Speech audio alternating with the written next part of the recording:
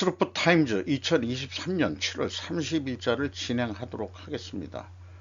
내용이 좋았다고 생각하시면 구독, 좋아요 꼭 부탁드리고요. 필요하시면 배속 보시기를 바랍니다. 인류가 지하수를 끌어올려서 지축이 빗나갔다. 해수면 상승으로도 연결. 해외 비즈니스 인사이더 재팬판입니다. 지하수의 고갈이 지축에 미치는 영향이라고 소개하고 남극과 북극의 극점은 보통 매년 수미터씩 밀린 장소에 나타난다 이렇게 소개를 하고 있어요. 그런데 이제 이거가 인류가 지하수를 취수해 가지고 이 지축이 변동이 되는데 영향을 끼쳤다, 이런 얘기를 하고 있는 거예요. 그런데 이거에 대한 연구는 사실 그 서울대학교에서 그 발표를 그 국제학술지에 내 가지고 이슈가 되는 건데, 지금 뭐 탄소 배출 뭐 이런 것만 가지고 지구 온난화 뭐 이런 거 가지고 뭘 얘기를 했지만은 이 지축 변화에 대해서 이렇게 그 연구 분석을 한 것이 한국의 서울대 교수의 그 연구 결과로 나왔다는 게 나름대로 의미가 있다고 생각합니다. 그러나 이런 글들을 읽으면서 제가 좀 SF 드라마적인 표현을 해보도록 하겠습니다. 지구 온난화를 떠나서 대략 24,000년 단위로, 이게 정확하게는 뭐 2만 5천년 가까이 된다는 셀도 있고 잘 모르겠습니다만은, 북극성은 백조자리로 다시 직녀성으로 용자리로 갔다가 현재 작은 곰자리 끝부분에 있는 북두칠성의 북극성이 있습니다만은 한 바퀴 돌아온다고 합니다. 그게 대략 이 지축이 이 팽이처럼 돌기 때문에 그렇게 이제 이 도는 것처럼, 북극성은 안 움직인다고 했는데 북극성도 결국은 움직이는 거거든요. 그 위치가. 그러니까 지구의 이 자전 그 지축이 기울어져 가지고 그 종이 아니 그 팽이 마냥 돌아가면서 그런 흔들림이 있다는 거죠. 일개인이 살아생전에 지축이 옮겨져 북극성의 이동을 경험하기는 불가능하다고 알고 있습니다. 그러나 현재 천여자리 별자리 시대에서 물병자리 시대로 작은 곰자리 북극성이 이동하기 시작했다는 것으로 그 전문가들이 소개를 하고 있습니다. 분명 새로운 2000년이 시작된다고 합니다. 그러니까 이제 서기 우리가 2033년인데 지저스 크라이스트 예수 그리스도의 탄생 비유로 해가지고 처녀 잉태론 이런 것들이 다 그 별자리를 통해서 종교가 발생했다, 이런 그 주장하는 그런 분도 있습니다. 북극성의 이동에 따라 저는 한반도로 우리 선조들이 정착했다고 저는 생각을 합니다. 우리나라가 옛날 우리 신앙은 천문사상, 다들 요즘은 그것이 그 미신이라고 얘기하지만은, 우리가 그 새벽에 북극성에다가 정한소를 떼어놓고 할머니들이 기도하고 하는 것은 다 그 북극성 신앙을 가지고 있었다. 저는 그렇게 믿습니다. 거기에 또 동의를 하고, 그 별자리를 신앙심을 가지고 이렇게 우리 조상들은 별자리가 이동하는 것을 느끼고 한반도까지 내려왔다고 생각을 합니다. 중국의 중원도 통과를 했어요. 그때 거기 살 때가 아마 그 용자리 시대. 그래서 중국 놈들은 아직도 그 용을 용 자기네들이 용 이다 이렇게 생각하는 거 있는 건데, 우리는 아냐 여기는 아냐 해가지고 한반도로 넘어온 것으로 저는 그렇게 고대사를 해석을 합니다. 그래서 북극성이 이제 내려올 만큼 내려와서 에, 그 그러니까 왜 그러냐 그러면, 하늘에서 이루어진 대로 땅에서도 이루어지리다. 기독교에서 그또 아니면 카톨릭에서 주기도문에 그런 게 있죠. 하늘의 뜻이 이 땅에도 이루어지소서. 그렇게 현실화해 가지고 이동을 했던 건데, 이제 북극성이 다시 북쪽으로 옮겨가고 있다. 지구로 비유를 해서 얘기를 한다면은, 그래서 우리가 한반도까지 내려왔었는데 일본은 이제 더 내려갔어요. 일본도 대륙을 통해서 내려갔다고 봅니다만은 이제 슬슬 새로운 2000년에 현재 들어와서 벌써 2023년이죠. 한 2100년쯤 해가지고 우리 민족이 그때는 아마 혼혈 민족이 되어 있을 거라고 저는 보고 있는데 실실 북쪽으로 본거지를 좀 다시 옮겨야 될 때가 오지 않았느냐. 그럼 어디까지 얼마 갈 거냐. 실실 옮겨가지고 바이칼 호수까지. 그때 옛날에는 국경이란 개념이 없으니까 그렇게 움직였는데 이제 사실은 국경 개념을 좀 넘어서서 다민족 국가라기보다도 국경이라는 그 개념을 없애가지고 그런 걸 하다 보니까 세계 통일 정부 뭐 이런 얘기도 좀 나오고 있는 것 같기도 하고요. 이 서론이 너무 길어졌습니다. 사이드로 좀 빠지는 것 같습니다. 죄송스럽게 생각하지만은 천문 SF적인 말씀을 좀 드려봤습니다. 럭셔리 3사에 대한 거 별도로 소개를 했습니다. 강조하고자 하는 것은 그래도 TOE 생산성 가지고 그 회사의 경쟁력을 보면 된다. 이가 넘는 기업이 명품 회사 아니면은 이거 거의 3에 도달했는데 이 뜻은 뭐냐 그러면 연초에 1억 가지고 시작했는데 연말에 2억 9,700만 원 현금이 생겼다는 얘기입니다. 이거 어마어마하게 좋은 업종이라고 볼 수 있는데 가장 중요한 요소는 재고 회전율임이 증명이 된다 라고 말씀드릴 수 있겠습니다. 이 세 개 회사 중에서 루이비통 코리아가 재고 회전율이 가장 높다.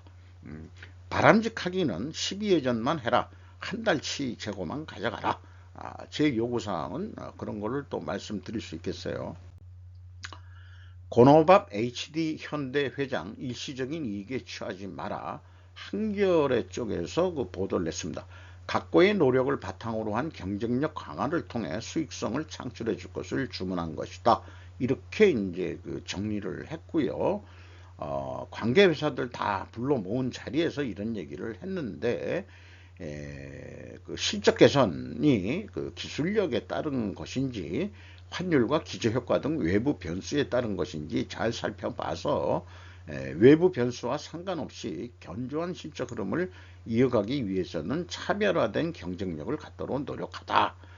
차별화된 경쟁력 그게 뭐냐? 이거 기업마다 다 틀리지만은 오늘도 내일도 저는 재고 회전율을 올리는 능력이 있어야 된다라고 저는 얘기를.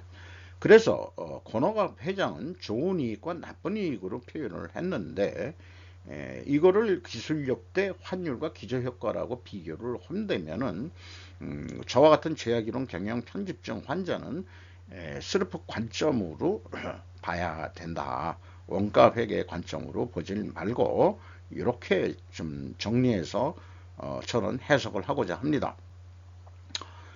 그리고 HD 현대는 상반기 실적이 공시가 됐는데 연결 기준으로 매출액이 30조 거의 9천억 원을 해가지고 14.2% 증가했어요. 영업이익인 근데 50.7%나 반대로 크게 떨어졌습니다. 매출 원가 및 그 판매 관리비 영업 비용이 더 증가했다는 얘기겠죠. 그러니까 HD 현대가 지주회사 성격인데 상반기까지 영업이익은 떨어졌다. 이것이 이제 실질적으로 한국을 대표하는 현대차 외에 현대 그룹 쪽에서 HD 쪽에서 볼 때에는 외형은 늘어났는지 모르지만 실속은 떨어졌다. 영업이익률도 4.3% 하락을 했다. 이것이 이제 대한민국의 현실을 상징적으로 또 나타내는 거 아니냐 이렇게 생각을 해 봅니다. 저성장 기조 터널에서 빠져나오기 제가 제목을 이렇게 불러 붙여봤어요. 글로벌 영업활동의 효과 제가 이렇게 해봤는데 이 중앙일보에서도 지금 저성장 기조라는 용어 제가 쓴 용어를 이 중앙일보에서도 볼 수 있었습니다. 중간재 단가 경쟁 더는 안 먹혀 마케팅 강화를 수출 증가 기업들은 그 비결로 적극적인 해외 영업 활동을 가장 많이 뽑았다 해가지고 김현서 대한상의 경제정책팀장의 말을 또 인용 보도를 했습니다. 그리고 뭐 라면 회사만은 아니지만은 해외 마케팅 열심히 해가지고 또 해외 물류 전담 주적을 신설했다. 물류 요거 중요한 겁니다. 요거. 이 회사는 이 코로나19 한창일 때 미국 중국 법인 신설하고 할랄 인증 제품도 만들어 가지고 아프리카 시장도 공략을 했다. 중동 시장하고 이슬람 지역에 이렇게 얘기를 하고 있고요. 결론은 지금 수출 시장이 재편되는 과정이라는 게 이제 디커플링이죠. 미중 디커플링. 선제 마케팅을 한 게 수출을 늘리는데 주요했다고 분석을 하는 뉴스가 나왔습니다. 저성장의 늪에 빠진 한국 혁신만이 살 길 중앙일보 내용을 또 이렇게 있습니다. 한국 경제의 체력 저하는 한국 경제 규모 순위에서도 확인할 수 있다. 우리나라가 2022년도에 13위, 전년 대비 3단계 하락했다. 이렇게 소개를 하고 있고, 세계 경제는 기술 패권과 공급망 변화 등으로 흔들리고 있다. 변화의 시대는 위기이자 기회다. 뭐 많이들 하는 얘기고요. 혁신 생태계가 없어서는 한국의 미래도 없다. 정부와 기업 등 최고 결정권자가 용단을 내릴 때이다. 이 글의 결론을 제가 가져왔습니다. 사설인데 이거 하나 소개로 뭔 뜻인지 전달하는 데는 효과가 있겠습니다. 그러나 이제 서울대 킴 비츠 네리 교수라는 사람이 세계적인 석학이라고 되어 있는데 키워드는 한국 산업 생태계의 구조적 혁신이다 이렇게 얘기했어요. 혁신 스타트업이 여기저기에서 탄생하고 있지만 글로벌 스탠다드 미달인 규제가 다가서다. 그러니까 한국이 의외로 규제가 많은 나라다. 이렇게 되어 있는데 이런 거 하나 있었으면 좋겠어요. 뭐라고 그러죠? 70대가 창업을 하고 그다음에 삼세 번 한 번 망해도 두 번째도 돈 빌려주는 한 10군데 빌려줘가지고 7군데가 다 망해도 3군데가 성공하면은 국가 전체적으로는 그게 날라간 돈도 사실은 다시 벌어들인 거나 마찬가지다. 이스라엘의 방법론을 좀 그래서 그 산업 생태계 구조적 혁신 이런 것들 이런 거 좀 생각을 해봐야 되지 않겠냐 이런 생각을 해봅니다. 우리도 못 만든 세계 최고 무인기를 북한판 글로벌 호크 미스터리 해가지고 조선일보 밀리터리 군사 전문 기자인데요. 별도 이 사람이 또 운영하는 유튜브 채널도 있더라고요.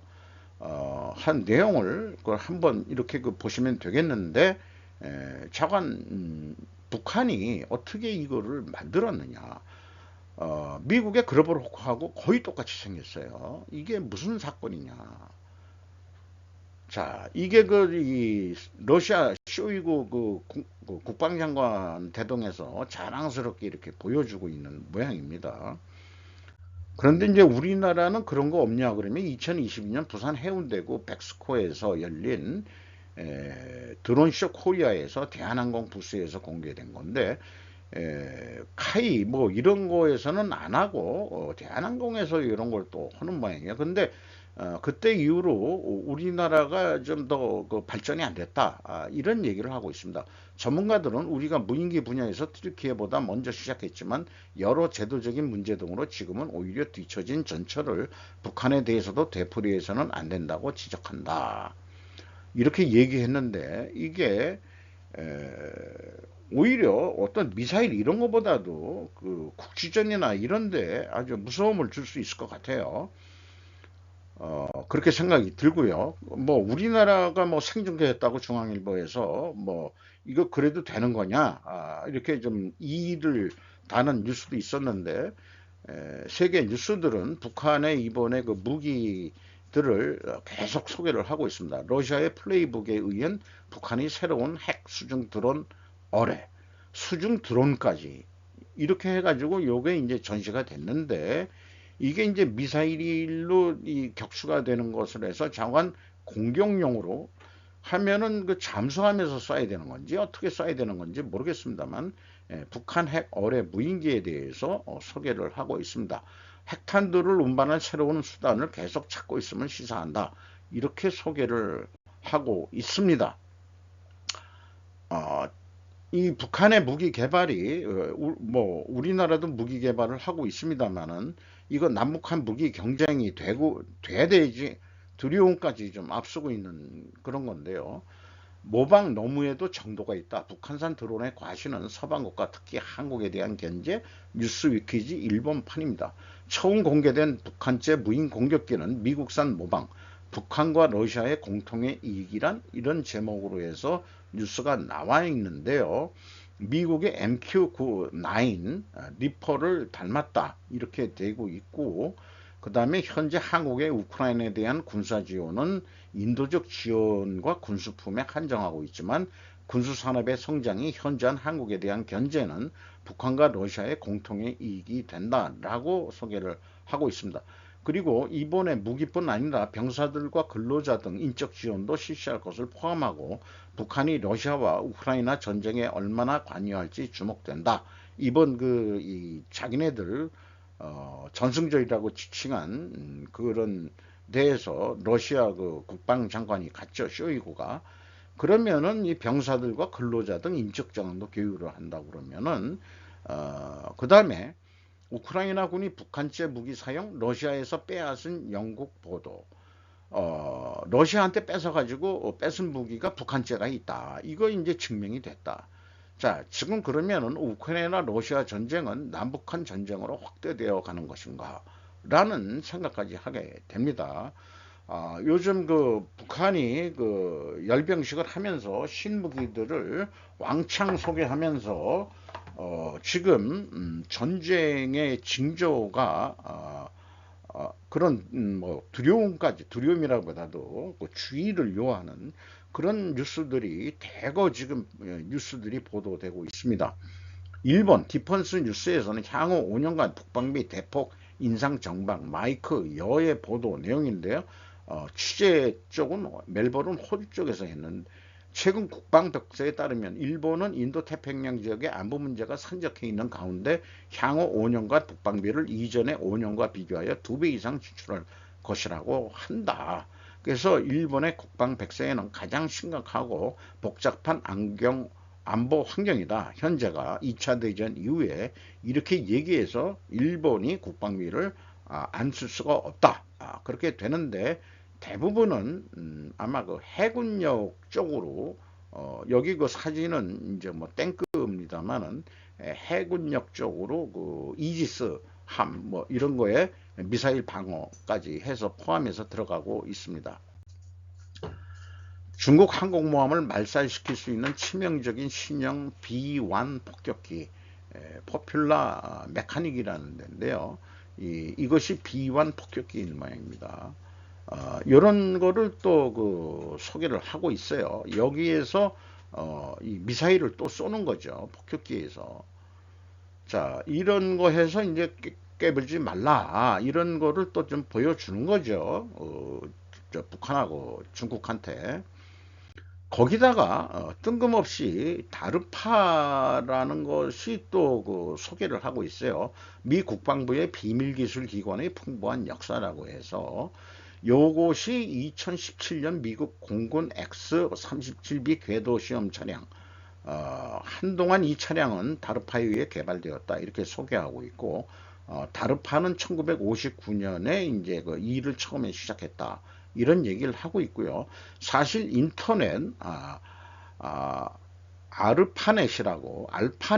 아르파넷이라고 돼 있는데, 이것도 사실 다르프의 이 작품이다 하는 거 소개해주고 있고요. 그 다음에 뭐 여기 다르파는 컴퓨터, 센서, 로봇공학, 자율성, 무인자동차, 스텔스, 심지어 모더나 코비드 19 백신 전반에 걸친 기술 형성하는 데 관여했다. 이렇게 미국의 비밀스러운 그런 기관에 대한 것을 하고 있고요. 그 다음에 이제 이런 그 X-37B가 스페이스 포스에 운영된 우주군을 창설했죠. 트럼프가. 여기에 의해서 지금 운영이 되고 있다는 것도 소개를 하고 있고요. 현재 스페이스 X가 화성까지 가는 줄 알았더니 로켓 마틴하고 핵 추진 우주선을 화성까지 보내는 거로 이렇게 또 그 로켓 마틴하고 계약을 했다는 거예요. 청와대에 모인 역대 대통령 가족들 역사적 화해 상징 장면해서 조선일보에서 이게 그 문화체육부 장관이 뭐 좀 초대해서 이런 분들이 모여가지고 찍었대는데 여기 모이신 분들을 쭉 한번 훑어봤는데 이거를 그 조선일보에서 역사적 화해 상징 장면으로 얘기를 그렇게 거창하게 할 상황인지 저는 동의하기가 좀 어렵네요. 이 참석자들은 통합과 화합을 강조했다는데 우리나라 혹언날 사실 국민들이 총을 가지고 있었으면 아마 내전이 일어났을 거라고 저는 생각합니다만은 역사적 화해 상징이라고 전두환 전 대통령의 아들이 안 보이고 또한 이명박 노무현 전 대통령의 자녀도 안 보입니다. 이거를 역사적 화해 상징 장면으로 얘기할 수 있는 건지 좀 동의하기가 좀 어렵다. 그 의견을 좀 말씀드리는 거고요. 자, 그 스파트 뉴스 같은 거로 이른 아침 뻔뻔한 드론 공격에 폭발한 모스크바. 우크라이나가 모스크바까지 드론으로 공격을 한 게 나왔습니다. 이게 점입 강령이네요. 그리고 이 UPI에서 보도한 내용은 북한은 미국을 멸종할 것을 맹세하고 이번 세기에 미국은 종료될 것이라고 호언장담하는 얘기가 나왔는데 나는 북한이 멸종되기를 바랍니다. 멸망이라고 얘기를 해야 되겠죠. 멸종까지 하면 이제 완전 인간까지. 북한 주민은 사랑합니다. 저희는 북한 공산당이 싫은 거지. 중국도 마찬가지예요. 중국 인민을 우리는 미워하지 않습니다. 중국 공산당을 미워하는 거지. 북한의 김 위원장은 중국과의 협력을 새로운 최고치로 끌어올렸다고 맹세합니다. 로이터 쪽에서는 그래서 기념사진들을 쫙 찍었네요. 이번에 그 북한 그 사절단이 와가지고 찍은 내용들입니다. 마음대로 파격 박탈한 친강 낙마, 시진핑 1인 지배체제 또 구멍, 최우식 동북아 연구소장의 보도 내용인데요. 파격 발탁했던 친강 외교부장 불과 7개월 만에 자기 손으로 해임. 서방 전문가들 제로 코로나 정책이어 또다시 판단 능력 문제 드러내. 인사 시스템 무시한 파격 발탁. 혼외자 미국 출산 문제 됐을 것. 커지는 1인 지배체제 리스크. 미중관계 고려 소방수 왕이 다시 투입했다. 이런 거 뭐 이미 뉴스가 보도된 건데 이 뭐 최유식 동북아 연구소장이 정리를 좀 했네요. 그런데 이런 뉴스를 보면서 북한 김정은이도 1인 지배체제이긴 하지만 중국하고는 다른 것 같습니다. 북한은 김씨 왕조라고 정의합니다. 저는. 그래서 실제 권력은 공산당 양반들이 어느 정도 세도 정치하는 것 같다. 그러니까 김씨 혈통은 인정을 하되 완전히 그 중국 시진핑 체제하고는 좀 다른 김씨 왕조다. 저는 그렇게 생각을 합니다. 이게 홍콩 무슨 아나운서라는데 이게 혼외자가 진짜 있는 건지 어떤 건지 모르겠습니다만은 미국 대사까지 했다니까 뭔가 이게 또 이 스파이설까지 있었다는 얘기죠. 요거는 솔직히 홍보성입니다. K 스카우트라는데 럭셔리한데 좀 참고해 주시고요. 또 목조주택 이렇게 참조해 주시면은 대단히 감사하겠습니다. 짧게 마치도록 하겠습니다. 7월 30일자.